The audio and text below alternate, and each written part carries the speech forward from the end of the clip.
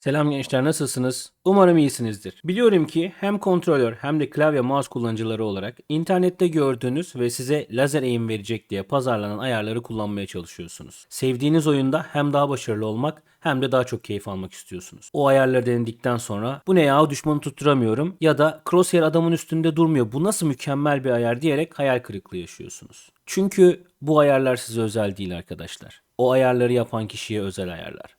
Yani onlar için en iyi olan ayarlar sizin için iyi olacak diye bir şey kesinlikle söz konusu değil. Bugün bu videoda sizlere onu anlatacağım. Çünkü hepimizin yeteneği, yaşı, monitörleri ve parmak hassasiyetleri birbirlerinden farklı. Ama başlamadan önce sizlerden küçük de bir ricam var. Kanala abone olarak bu kanalı birlikte büyütmemize yardımcı olursanız çok sevinirim. Hazırsanız başlıyoruz. Infant Aim Sensitivity. Buradaki hassasiyet değeri bizim baz hassasiyet değerimiz. Yani nedir? Hemen bu arada çok fazla git gel git gel yapacak. Kesebilirsem onları keseceğim. Kesemezsem aralarda kusura bakmayın. Buraya oyuna geldik. Şimdi hassasiyet değeri, o ana hassasiyet değeri bu hareketi, yukarı aşağı sağa sola olan hareketi gösteriyor. O 45 bunu göstermiyor. Yani bu nişan aldığımdaki hassasiyeti göstermiyor. Bu hassasiyetten bahsediyoruz. Tamam mı? Yani şu yaptığım hareketi, şu dönme hareketini, bu yukarı aşağı hareketini sağlayan oradaki ilk hassasiyet ayarımız. Yani o 45. Bu 100 ile 0 arasında. Yani sıfır hassasiyet. Bakalım ne olacak mesela? Sıfır hiç hassasiyet olmadan oyunu oynamaya kalktığınızda görüyor musunuz? %100 ittiriyorum ve hiç, yani sonuna kadar ittiriyorum ve hiç gitmiyor. Peki bunu %100'e getirirsek ne olacak? Bu ayarı %100 yaptık. Şimdi aynı hareketleri tekrar yapıyorum. Hop, gördünüz mü? Dağlara taşlara. Şimdi ben bunu kontrol edemem. Bunu kontrol edebilecek kadar yetenekli olan insanlar var. Başarabiliyorlar ve bir anda dönüp hedeflerini vurabiliyorlar vesaire. Ama bu gördüğünüz gibi hipfire'daki hassasiyet. Burada fark ederseniz daha yavaşlıyor. Bunu da anlatacağım şimdi. Invert vertical look. Yukarı baktığında aşağı, aşağı baktığında yukarı olsun mu diye bir ayar var. Benim için hiç mantıklı bir ayar değil. O yüzden şey yapmıyorum. Ama hani bazı insanlar joystick kullanırken hani uçak mantığıyla geri çektiğinizde yukarı kalkar, ileri ittiğinizde aşağı iner ya. O mantıkla oynamak isteyenler için vertical look'u çevirttirebiliyorsunuz. Bu field of view'un anlamını bir görmek lazım. Field of view görüş açısı demek. Field of view görüş açısı demek. Ben 110'da tutmuşum bunu. Bence 110 çok makul. Şimdi 110'daki görüntüyü görüyorsunuz. Açımızı da görelim. Bakın buradan baktığımızda şöyle yapalım. Şu 5 var ya, soldaki 5. Onu tam limite getireceğim ve biraz daha ilerledim ve soldaki 5'i görüyorsunuz 110'da. Görebilirse şekilde tuttum. Tamam. 5'in hemen başlangıcında duruyoruz. Şimdi ayarlara girip controller ayarlarından bu field of view'u aşağıya çekiyorum. 85'e çekiyorum. 110'dan 85'e çektim. Bakın ne oldu? Artık 5'i görmüyorum. Neden? Çünkü yaklaştım. Karaktere olabildiğince yaklaştım ve bir açıyı daralttım. Şey büyüdü, düşmanlar vesaire büyüdü ama gördüğüm açı küçüldü. Nasıl? Ne demek küçüldü? Şöyle yapalım. Şimdi 5'in başındayım. 5'i görebiliyorum. Öbür tarafta da şeyin kenarını görüyorum. Bu içinde bulunduğumuz kabinin başını görüp kenarını görebiliyorum. Hemen yaptık. Geldik burada ayarlarda. 85'i 110'a çıkarttığımızda bakın ne kadar geniş bir alanı görebiliyorsunuz. Bunun bir özelliği var. Field of View'un bir özelliği var. Ne özelliği var? Bu görünür visual recoil dediğimiz görünür recoil'in kontrolünü azaltıyor. Nasıl azaltıyor? Artık daha küçük bir alana ateş ettiğiniz için, daha dar bir alanda ateş ettiğiniz için sizdeki recoil hissiyatını azaltıyor. O yüzden FOV'niz, yani Field of View'unuz ana kaldığı şekilde, yani size geldiği şekilde 85 şeklinde kalmasın. Ha, gözleriniz çok iyi görmüyordur, düşmanları daha büyük görmek istiyorsunuzdur. Ona bir şey diyemem. Ama sağınızı, solunuzu daha geniş bir açıyla görürseniz oyun algınız daha iyi olacaktır. Ve bu recoil kontrolü, yani geri tepme kontrolünüzü de etkileyecektir. Vertical aim ratio'ya geldik. Şimdi vertical aim ratio ne? Dikey nişan alma oranı. Biliyorsunuz monitörlerimiz, yeni nesil monitörler 16'ya 9 işliyor. 16'ya 9 işlediği zaman da bunu böldüğünüz zaman 16'ya 9'a 171.78 gibi bir değer çıkıyor. Orada hani bazen 0 o şeyde 178 görüyorsunuz ya ayarlarda. Onun mantığı bu. 16'ya 9 ayarda. Bu ne demek? Şimdi yatayda merkeze daha uzak olduğu için kamera hareketleriniz hassasiyetinizi ona göre ayarlıyor sistem. Ama böyle yaptığı zaman ne oluyor? Ekranın sonuna ulaşmak için 16'ya 9'da ekranın sonuna ulaşmak için geçen süreyle yani şöyle bahsedelim. Şimdi buradan ekranın sonuna gideceğim ben sağ taraftaki hedefime. Böyle gittiğimde ulaşmak için geçen süreyle yukarıdaki tavana ulaşmak için yani şu tavandaki şu ışığı mesela nişan olarak alalım. Burada da 2 numarayı alalım. Yukarı gitmekle bir hareketle 2'ye gitmek arasındaki süre ve hassasiyet farklı. O yüzden onu oranlamanız gerekiyor. Yani merkezden yukarıdaki limite gitmekle merkezden kenardaki limite gitmek arasında geçen süre hassasiyet değerlerinizi birazcık değiştiriyor. Bu değişikliği de yani bu mekanik algıyı da zihninizdeki algıyı ve kontrol yeteneğini de değiştirebilmek için ne yapıyorsunuz? Bu ayarı bölmeye çalışıyorsunuz. Daha azaltmaya çalışıyorsunuz. Yani ben sağdan sola hareket ederken hızlı ama aşağıdan yukarı hareket ederken daha yavaş hareket etmeliyim ki daha smooth, daha pürüzsüz bir kontrole sahip olayım. Bakın unutmamanız gereken şeylerden bir tanesi. Infantry aim sensitivity bizim hip fire yani dürbünü açmadan yaptığımız hassasiyet seviyesi. Dürbünü açtığımız zaman oluşan hassasiyet seviyesi de burada ayarlanıyor. Yani dürbünü açtığınız zaman burada dürbünü açtınız. Bakın yatayda benim ne kadar yavaş hareket ediyor. Şöyle yapalım. Yatayda belli bir hızla hareket ediyor. Dikeyde de ona göre uygun ama daha yavaş bir hızda hareket ediyor. Full açıyorum, full kapatıyorum. Neden? Çünkü yine aynı mantıktan dolayı. Yataydaki kat etmem gereken alanla dikeydeki kat etmem gereken alan farklı birbirinden. O yüzden bir oran olması gerekiyor.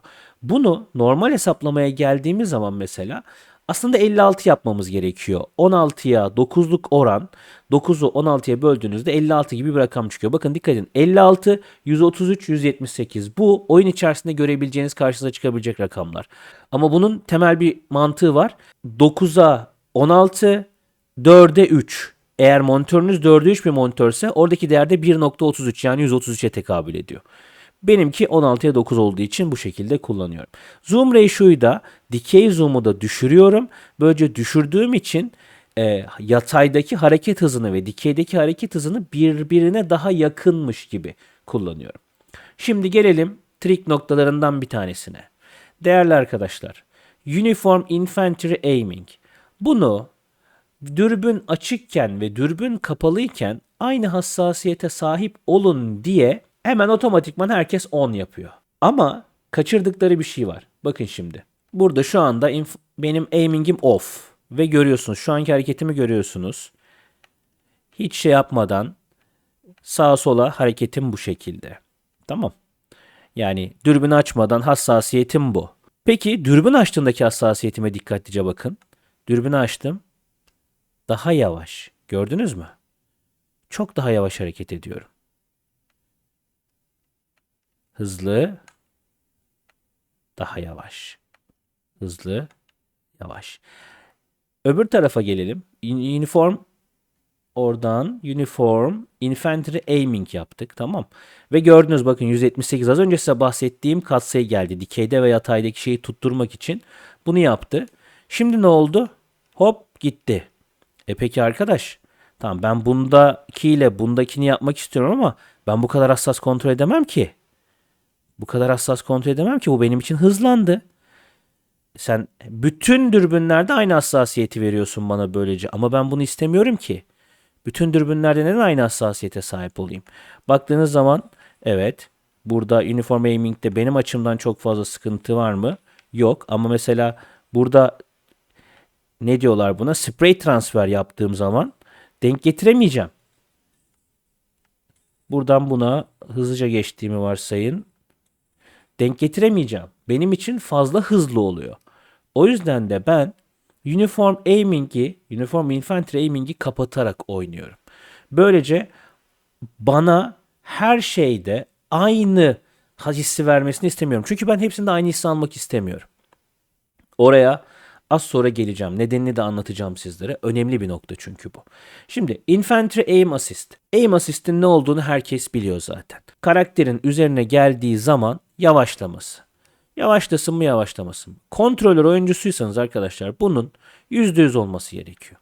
%100 olması gerekiyor. Neden? Bakın şuradan böyle doğru geldim aynı hızda ve yavaşladım devam ettim. Bakın hepsinin üstünde yavaşlıyor. Gördünüz mü? Buradan geldim, yavaşladım, yavaşladım, yavaşladım, yavaşladım, geldim, yavaşladım. Bu %100 olmak zorunda. Çünkü bir kontrolör oyuncusunun parmaklarıyla ve küçücük bir alanda bu hassasiyeti kontrol etme şansı yok. Ama şimdi size farklı bir özelliği göstereceğim. Bakın. Yavaşça geliyorum, geldim, yavaşladım, devam ettim. Şimdi biraz da şu taraftan doğru geleyim. Şöyle. Geldim, yavaşladım, devam ettim. Tam üzerine geldiğinde yavaşlama hissi alıyorsunuz. Gördünüz mü?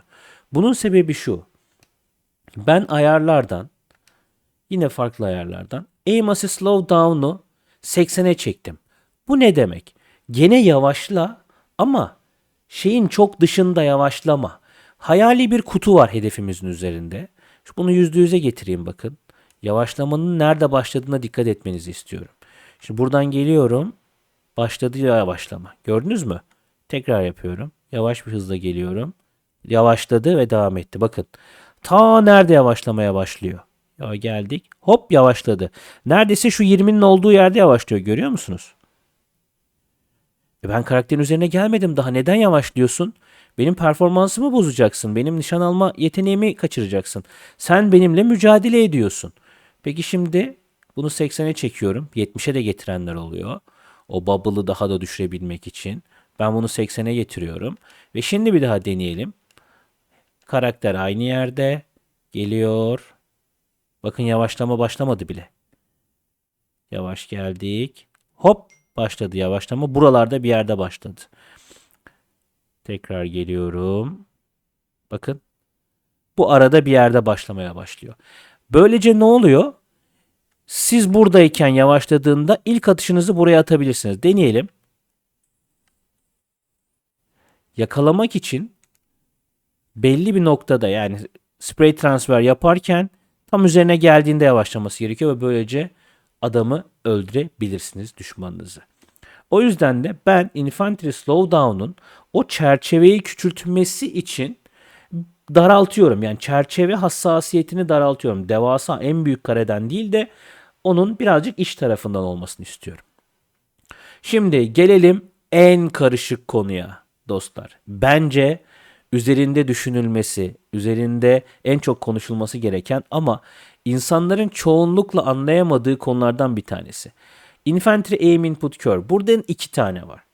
Bunların ikisi de aslına bakarsanız az önce söylediğim şeylerle. Normal Aim Input Curve, hipfire yaparken, alttaki de zoom'dayken kullandıklarımız. Peki bunlar ne? Bakın bu standart. Gördüğünüz eğri.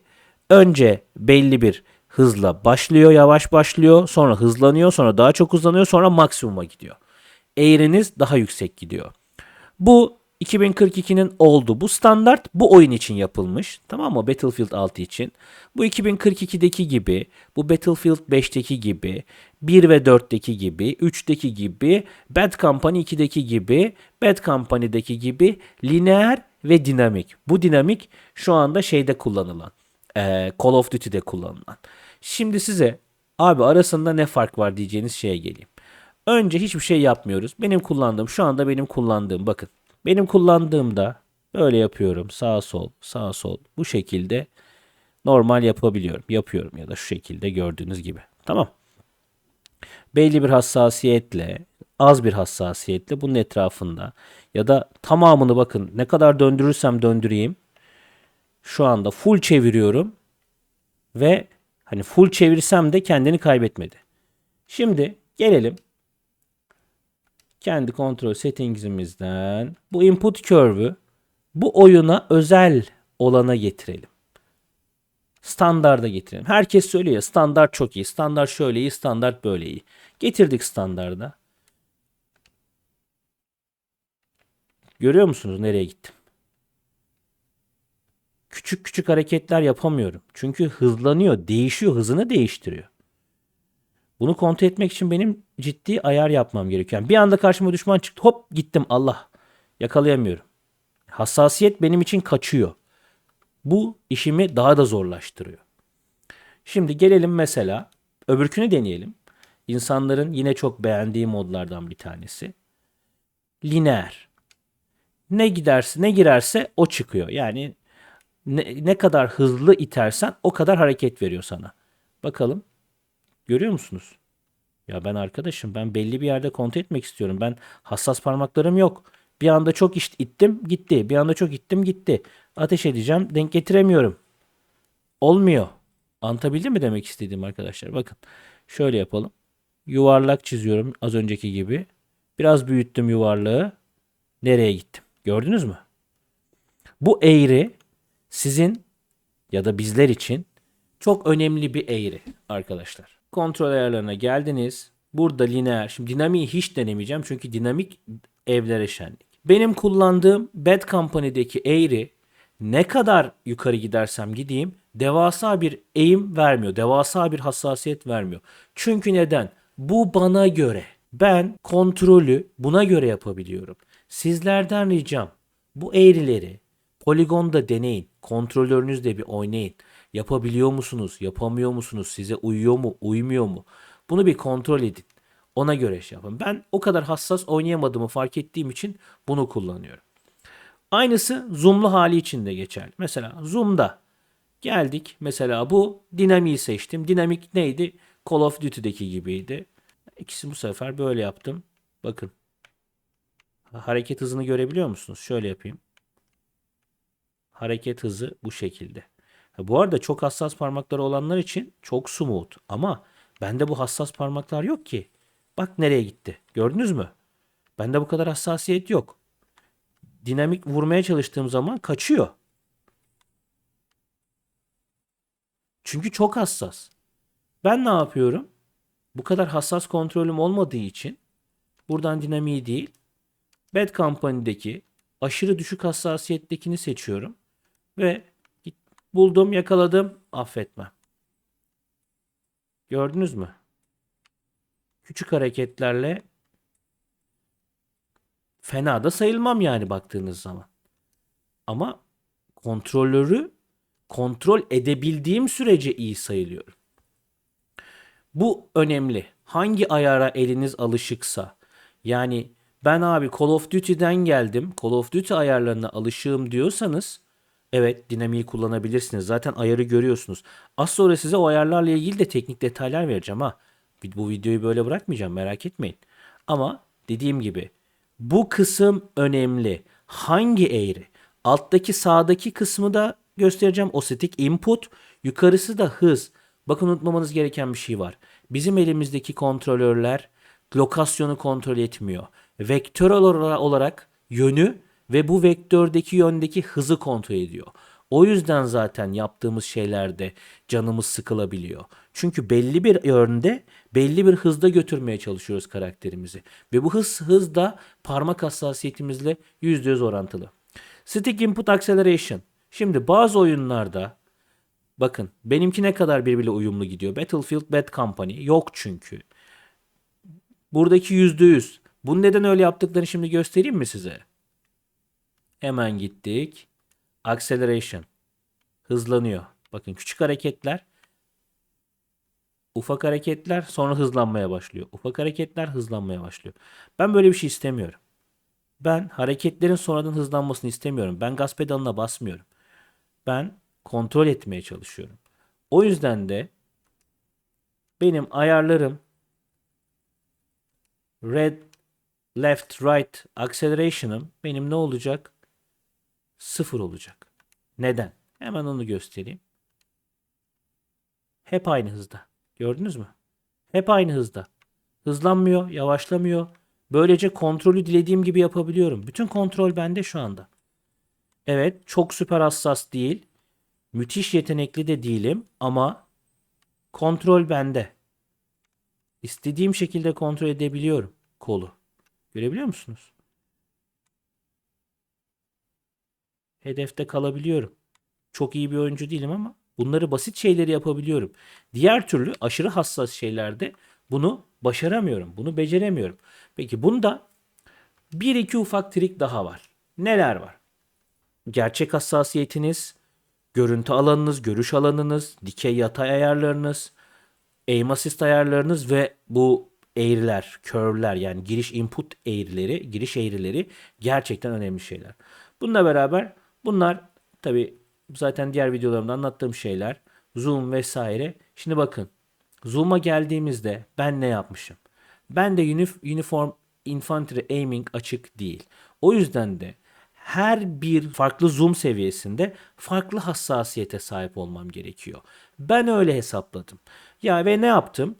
Diyorum ki benim 45 sensitivity'm varsa zoom sensitivity'm 110 yani %10 ondan daha fazla olsun. 45-49,5 olsun. Tamam. Bu 49,5. Yani daha hassas. Zoom'lu da daha hassas. Bu silahın üzerinde şu anda kaçlık mod var. Hemen bakalım. İkilik sight var. Tamam. Bu ikilik sight'ı üçlük sight'a geçirdiğim zaman hassasiyet benim için değişiyor. Değişmeli. Bana göre değişmeli arkadaşlar. Ben bütün dürbünlerde aynı hassasiyete sahip olamam. Neden? Çünkü bütün dürbünlerdeki vertikal yani görsel, visual, recoil farklı. Hepsindeki görsel geri tepme farklı olduğu için kas hafızanız, parmağınız size farklı tepkiler verdirmek zorunda kalacaktır. Ama siz bütün hepsindeki hissiyatı otomatik yaparsanız bu sefer ne olacak? Kontrol edemeyeceksiniz. Ben ne yapıyorum? Burada biraz daha büyüğüne gidelim. Olabilecek en büyük ne var? 5x var mesela. Şuradaki 5x'i yapalım. 5x'i getirdim. Bakın gördüğünüz gibi merkezde kalabiliyorum. Hatta 5x birazcık tepiyor. 5x'teki hassasiyeti bir tık arttırabilirim. Şu anda onu düşündüm. Yakın mesafede fena değil. Evet. Orta mesafeye geldiğimde bir tık hassasiyetim yükseliyor. O zaman ne yapmam gerekiyor? Hemen geldik kontrolör kısmına. Kontrolör settings kısmına. Aşağıya doğru indik. Bakın 5x. 5x'teki hassasiyetimi belki 111, belki 112 yapabilirim. Deneyelim şurada sizinle birlikte. 112 yaptım mesela 5x'teki hassasiyetimi. Burada zaten sorunum yoktu. Hemen şuraya gittik. Burada da sıkıntı yok. Yani çok etkiledi mi? Daha daha iyi olabilir belki birazcık. Yo, daha iyi oldu. Gördünüz mü? Hassasiyetimi arttırdım ve kontrolümün seviyesi arttı. Ama tabii orta mesafedeki hassasiyeti arttırdım. Böylece her dürbündeki hassasiyetinizi tek tek kontrol edebiliyorsunuz. Evet bu biraz zaman alıyor. Birazcık araştırma gerektiriyor ama bunu yaparsanız oyundan çok daha fazla keyif alacaksınız. Ha, benimki ana şeyim 45, ana ayarım, ana hassasiyetim 45. Zoom'daki hassasiyetim 1.10'la çarpılıyor 49.5 oluyor. Mesela burada da onu da 1.12 ile çarpıyorum 5x'te. 49'u da 1.10 ile çarptığımızda yaklaşık bir 5 daha geliyor. 54.5, 55 civarı bir hassasiyetle zoomlu durumda ateş ediyorum ben böylece. Yani bu bana daha kontrol edilebilir bir ayar hissiyatı veriyor. Bu çok önemli. Ve topu kaç tane? 10 tane, 15 tane ayar var. Bunları yaptığınız anda her bir dürbünde sizin için aynı hissiyatı vermesi önemli değil. Daha kolay kontrol etmeniz sizin için önemli. Bana aynı hissiyatı versin diye ben oynamıyorum ki. Her şeyde farklı hissiyatı daha kolay kontrol edebileyim. Aynı şekilde kontrol edebileyim diye istiyorum ben. Burada mesela skoplardan 4.5 skop ya da 3 skop var. 3 skopa bakalım. 3 skopta da aynısı. Bakın 3 skop da kendince biraz gezdi mesela burada. 3 skopta da ayar yapmam gerekebilir ama uzun mesafede gördüğünüz gibi gayet başarılı bir atış şeyim var. Yani çarpanı kendim belirledim burada. Üçlükte çarpanım neymiş mesela üçlü kontrolörde çarpanım? 1.10 gördüğünüz gibi. 3'te de 1.06. Yani 49.5'u 1.06 ile çarpıyorum. 2.5 gibi bir şey geliyor. 51 civarı falan bir şey çıkıyor. O yüzden Bu çok önemli sevgili dostlar. Gençler. Bunu yapın bir kere. Videonun ilk kısmını bitirdik. Burada Infantry Aim Settings'iniz var. Deneyeceksiniz. Denemek zorundasınız. Hassasiyet ayarınızı eğer yetkin, yetenekli ve becerikli bir kardeşimizseniz 60 ile başlayabilirsiniz. Eğer oyuna yeni başlayanlardansanız ve hassasiyetinize güvenmiyorsanız 30 ile başlayabilirsiniz. Kötü değil ama hızlanmanız gerektiğini ya da daha çabuk dönmeniz gerektiğini zaten anlayacaksınız. İlk ayarınızı yapın. Akabinde Field of View'unuzu ayarlayın. Bakın burada rakam telaffuz edebiliyorum. 105'in üzerinde olsun. 105 de olabilir. 105, 110, 115, 120'ye kadar yolunuz var. Vertical Aim Ratio. Bunu %100'den %80, %70, %60 düşerek gidin. Vertical Zoom Ratio. Bunu da ayarlayın. Ben bunu 80. Buralar benim tatlı noktalarım. Bence çok okey. Uniform Infantry Aiming. Ben size bunu kapatmanızı tavsiye ediyorum arkadaşlar. Bunu kapatırsanız kendinize özel bir kontrolünüz oluyor. Öbür türlü daha kolay. Hepsinde aynı ama zoom'da çok hızlı olacak. Eğer hassasiyetiniz yüksek de zoom'lu açtığınız zaman, dürbün açtığınızda daha hızlı olacak. Bunu unutmayın lütfen. Aim Assist %100. Slow down bence düşürün. 70'lere de düşebilir. Input curve'leriniz tamamen yeteneğinizle alakalı. Zoom input curve'ünüz gene aynı şekilde yeteneğinizle alakalı. Acceleration ben sabit hız seviyorum. Bir anda artması bir anda azalması kas hafızasına iyi gelmiyor. Bunu unutmayın. Zaten uniform aiming'i yaptıktan sonra off yaparsanız buradan 60 eğer hassasiyette oynuyor ve dürbünlerde daha aşağı düşmeniz gerekiyorsa bu çarpanları 99, 98, 97 diye götürebilirsiniz. Ya da 40'larda 45'lerdeyseniz bence 50'lere doğru gitmesi çok daha makul ama bu yine benim hissiyatım. O yüzden tek tek bunları yapmakta hiçbir sorun yok. Hatta birkaç tanesini yaptıktan sonra ara değerleri siz kendiniz bile uydurabilirsiniz. Ve böylece bu kısmı bitiriyoruz. Ama bu kısımla her şey bitmiyor. Çok çok çok önemli bir kısma geliyoruz şimdi. Genelde insanların çok fazla dikkat etmediği, ne olduğunu da bilmediği bir noktaya geliyoruz. Tamam. Nedir bu noktamız arkadaşlar? Dead zone. Yani ölü alanlar. Bu ölü alanlar ne demektir arkadaşlar? Center dead zone, axial dead zone, max input threshold. Şimdi size bunlardan bahsedeceğim. Dead zone ne demek? Şöyle anlatalım şimdi size. Dead zone demek oyunda sizin merkez noktanızda bir ölü alan oluşturuyorsunuz. Kontrolörde bu alanı arttırdığınızda ne oluyor? Şu kısım artık hareket ettirseniz de joystick'inizi hareket ettirseniz de aslında karakterinizin hareket etmeyeceği bir alan yaratıyorsunuz. Ölü alan. Bunu ne kadar geliştirirseniz bakın stick input yani joystick'deki kolun analoğunuzu hareket ettiriyorsunuz. Bu süre boyunca hiçbir şekilde hareket etmiyor joystick. Bunu düşürürseniz o zaman ne oluyor? Düşürdüğünüz zaman minimumda buradaki sadece mikro hareketleri almıyor ve hareketini yapıyor. Peki bunun bizim için özelliği ne arkadaşlar? Kontrolörünüzde stick drift varsa ve bunu çok küçük yaparsanız artık engelleyecek bir şey yok. Kendi kendine hareket ediyor. Çok küçük bir alan yaratırsanız çok hızlı bir şekilde harekete geçiyorsunuz. O yüzden o tatlı noktayı bulmanız gerekiyor. Şimdi bunun örneğini yapalım. Şimdi. Ben Central Dead Zone'umu 100'e çıkartıyorum. Central Dead Zone'u 99'a çıkarttım, tamam. Burada hani öyle bir noktaya getirdim ki Central Dead Zone buradan da şimdi size göstereyim. Bakın Central Dead Zone'um 99. Left stick'te. Bir de bunu daha da anlaşılması için sağ stick'e de getireyim. Sağ stick'te de 99'a getirdim. Bakın şimdi ne olacak? Sağ stick'te şu hareketi yapıyorum, görüyor musunuz? Hareket etmiyor. Yükselttim bakın. Hareket ediyorum ama karakterim hareket etmiyor. Yani kafasını sağa sola çevirmiyor. Çünkü o kadar büyük bir alan yarattım ki ancak tam yaptığım zaman dönüyor. Yani ölü alan yaratmış oldum. Hassasiyet bölgesi gitti. Şimdi sol stick'le hareket ettirmeye çalıştığımı düşünün. Adamı ileri geri yapmak istiyorum. Gitmiyor. İleri geri. Neden? Çünkü orada bir dead zone var artık. Bir ölü alan var. Dikkate almadığı bir bölge yarattık.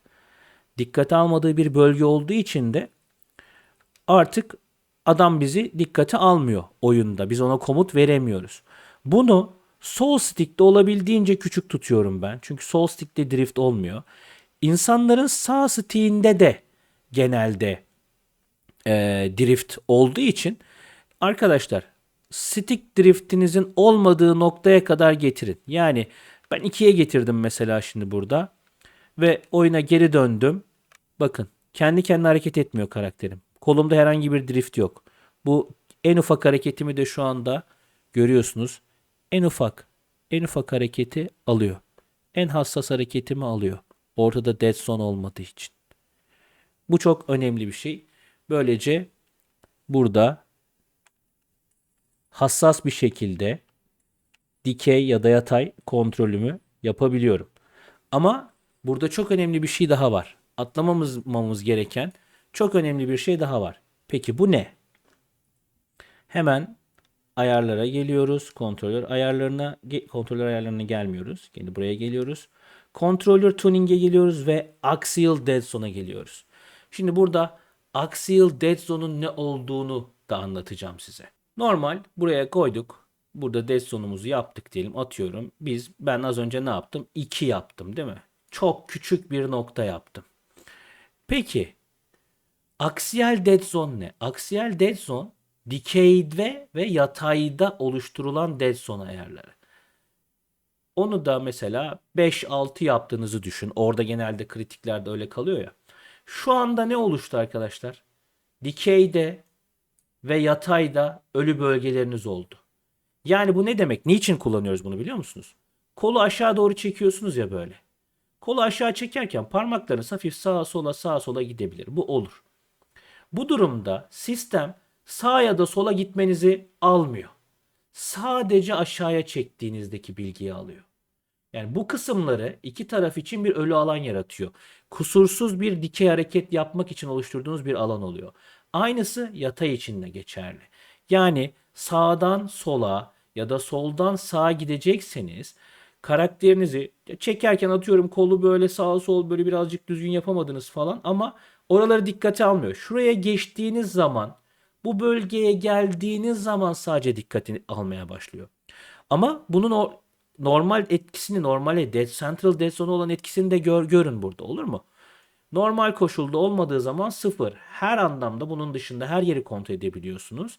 Ama biraz daha büyük bir dead zone yaptığınız zaman yani mesela 2'ye 5 olduğunda aslında istemsizce Central Dead Zone'u da büyütüyorsunuz. Merkez şeyinizi de büyütüyorsunuz. Ölü alanınızı da büyütüyorsunuz.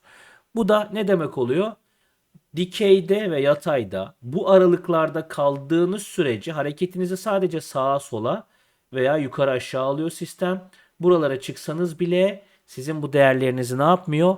Almıyor. O yüzden de şunu yapmanız gerekiyor. Aksiyel dead zone'unuzu da kontrol stiğinizin hassasiyetine bağlı olarak olabildiğince düşürmelisiniz. Neden? Ateş ederken bu ne yaptı? Yukarı doğru çıktı. Bu arada bu silah fena olmayan bir silah. İyi bir silah yaptım. Ne yapıyor? Şuradan birazcık yaklaş. Şöyle şuradan bir ateş edelim. Yukarı çıktı. Tamam. Ben dikeye ve sağa ne kadar kontrollü bir çekiş yapabilirsem o kadar merkeze tutabiliyorum. Aşağıya çok mikro hareketlerle bunu yapıyorum. Şuradan kamerayı açayım. Şuraya getireyim size ve göstereyim. Bakın. Nişan aldım. O kadar küçük hareketlerle çekiyorum ki aşağıya doğru. Neredeyse hiç gözükmeyecek seviyede küçük hareketlerle çekiyorum. Ve böylece nişanımı kusursuza getirebiliyorum. Burada böyle haldır uldur aşağıya eğmenize yukarıya çıkartmanıza gerek yok. Ben hassasiyet ve diğer bütün ayarlarımı o kadar küçük yapıyorum ki nişan aldığım yere çok küçük hareketlerle bunu sağlayabiliyorum. Siz de bunu yapmak için dead zone ayarlarınızı yani oyunun içerisindeki ölü bölge ayarlarınızı ve kontrolör tuning ayarlarınızı ona göre yapmalısınız. Sol stick'teki max input threshold yani hemen harekete geçsin ve tamamını itmek zorunda kalmamak için 80'e getirdim. Burada sağ stick'te %100'de bıraktım. Neden? Çünkü kontrol amaçlı en yukarı en aşağı gitsem de bu maksimumda olmalı. Bunun ayarları bu. Ama dead zone'larımı çok düşük tutuyorum. Neden? Hassasiyeti arttırabiliyorum. Bakın, hızlı parmak hareketleri yapamıyorum ama aşağı doğru eğimi çekerken çok küçük hassasiyet ayarlarıyla bunu yapabilmek istiyorum. Bunlar trigger'lar. Bu trigger'larda da hiç ölü bölge olmasına gerek yok ve %5 hemen, yani bastığımda şak ateş edecek. O yüzden de bu iki değeri de en düşükte tutuyorum. Böylece sevgili gençler, oyun üzerinde yapmanız gereken ayarları bitirdik. Böylece uzun bir videonun sonuna geldik. Umuyorum ki bu video size sevdiğiniz oyundan keyif almanızı ve daha başarılı olmanızı sağlayacaktır. Ben sizlere en iyi ayar videosu çekemiyorum, kusura bakmayın. Çünkü en iyi ayar sizin kendiniz yapacağınız ayardır. Ben sizlerin oyunlardan çok keyif almanızı ve başarılı olmanızı istiyorum. Videolarımızı da beğenmenizi ve bir topluluk kurmamızda bana yardımcı olmanızı istiyorum. Buraya kadar geldiyseniz, abone olursanız, videoyu beğendiyseniz bir like atarsanız çok sevinirim. Bir sonraki videoda görüşmek üzere. Kendinize çok iyi bakın.